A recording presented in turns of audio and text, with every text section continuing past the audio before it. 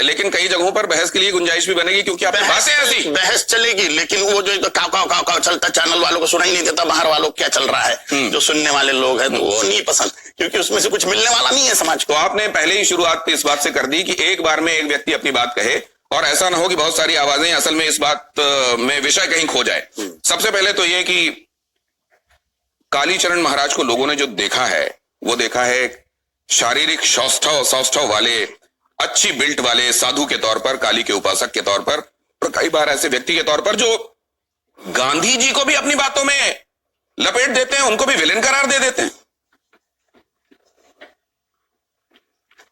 जो सत्य है वो बताता हूं, तो सच बोलना ही विवादित हो जाता है। तो सच बोलना अगर विवादास्पद है तो पसंद है विवादित व्यक्तित्व घोषित कर लेना। ये आप कह रहे हैं कि सच बोलना, तो क्या वो तमाम लोग जो गांधी जी को इस देश की सबसे महान विभूतियों में शामिल करते हैं, क्या वो सच नहीं बोलते? उनकी अपने अपने मत है। मैं भी पहले गांधी का बहुत फॉलोअर था, लेकिन जैसे जैसे अन्य लिटरेचर भी पढ़ते गया, नफरत होने लग गई गांधी से। जो मेरे व्याख्यान में निकलने लग गया बाद में असलियत। मैं इस पर आपको लेकर जाऊंगा, लेकिन सबसे पहले तो वो जब आपको लोगों ने पहली बार उतना करीब से जाना, शिव तांडव स्तोत्र की वो पंक्तियां, पूरा स्तोत्र तो जाहिर अभी हम नहीं सुन सकते, वो पंक्तियां जो आपके हृदय से निकलती हैं, आप एक बार दर्शकों के लिए जरूर सुना दीजिए। ओम अगस्त्येश्वराय नमः, कालिकाम्बिकायै नमः, काली सरि ग रे ग म ग म ब म प द प द नि ध नि स रे स नि स रे ध नि ध ध नि ध नि ध ब ब ब ध नि ध ब म प द प म ग ग म प म ग रे रे रे रे रे रे ग म ग स रे ग रे ग म ग म प म प द प द नि ध नि स रे स जयत्वदभ्रविभ्रम भ्रमद्भुजंगम श्वसद्विनिर्गमक्रम सुरत्करार भाल अव्यवट धिमित धिमित धिमित धनं मृदंग तुंग मंगल ध्वनि क्रम प्रवर्तित प्रचंड तांडव शिव, प्रचंड तांडव शिव, प्रचंड तांडव शिव।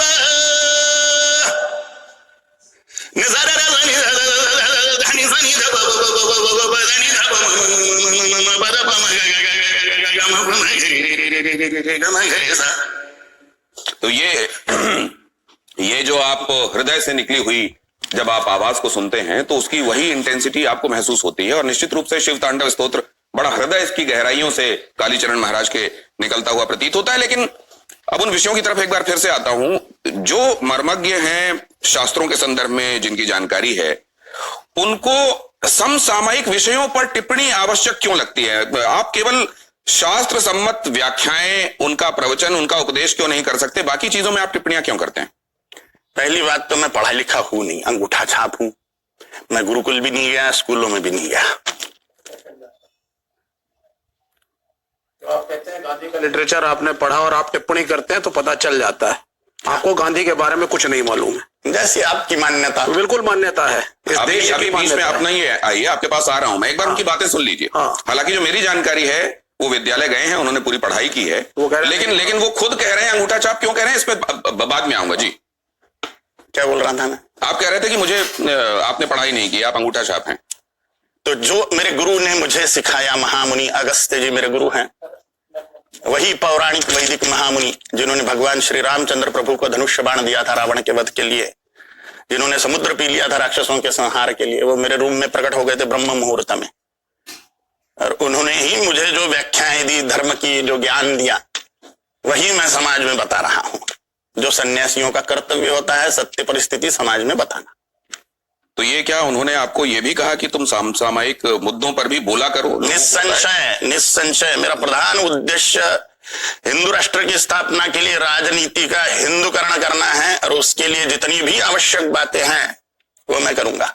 राजनीति का हिंदूकरण, इसका क्या मतलब है? माने जितने भी धर्मनिष्ठ राजा है जो देवभूमि भारत माता की पूजा करते हैं, यहाँ के सभी रहस्यों को जानते हैं, मोक्ष मार्ग की सुरक्षा की जिम्मेदारी जिन राजाओं के कंधों पर है, ऐसे धर्मनिष्ठ लोग राजनीति में घुसे। 4945 राजा लोग हैं, 4150 विधायक, 545 लोकसभा सांसद, 250 राज्यसभा सांसद, वो सब के सब हिंदू धर्मनिष्ठ होवे तो हम हिंदू राष्ट्र की स्थापना कर सकते हैं। इसलिए मैं प्रयत्नशील हूं। अब दो चीजें मैं आपसे समझना चाहता हूं। ये हिंदू जब आप कहते हैं तो ये धर्म है आपके मुताबिक, या आपके मुताबिक जीवन शैली है, या सिंधु नदी के किनारे रहने वाले वो तमाम लोग जो यहाँ इस भारत देश में रहते हैं वो सभी हिंदू हैं? क्या है आपके मुताबिक हिंदू? पहले धर्म माने क्या, फिर हिंदू माने क्या, सनातन माने क्या, ये व्याख्याएं हमें समझ लेनी चाहिए तो हमारे कंसेप्ट क्लियर हो जाएंगे। अध्यात्म विज्ञानम जीवनात् धारयते इति धर्म। अध्यात्म का साइंस जीवन में धारण करना धर्म है। अध्यात्म माने आत्मा के मामले का, परमात्मा के मामले का, ईश्वर के मामले का, परम सत्य के मामले का जो विज्ञान है, अध्यात्म विज्ञान, यह जीवन में धारण करना धर्म है। सनातन माने क्या, जो था है और रहेगा, माने सनातन।